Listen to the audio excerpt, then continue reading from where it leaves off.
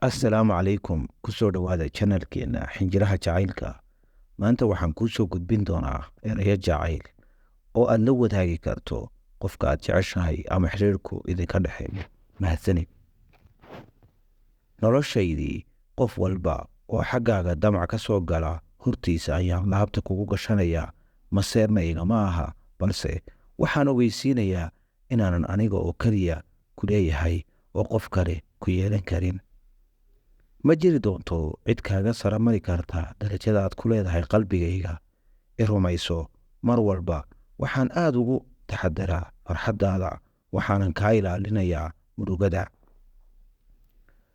Hadafka ugu weyn aan kala yahay jacaylka ama xiriirkeenna ayaa ah inaan arko adigoo xalaashayda ah. Markaad naftayda siisay jacayl, ixtiraam, kalsooni, waxaa yaraatay inaan dadka wax uga baahdo.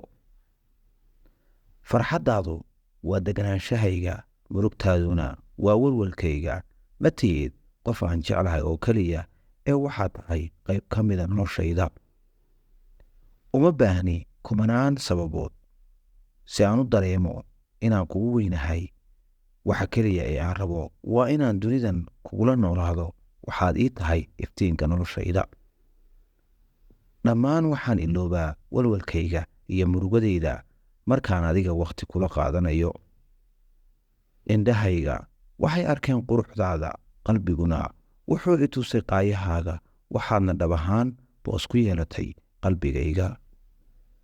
Jacaylkayga weligiis wuxuu ahaan doonaa mid laga ilaaliyey khiyaano iyo danaysi. Taasina waxaa sabab ah naftayda ayaanba ii oggolaanayn inaan ilbiriqsiyo qof aan adiga ahayn isha ku xado.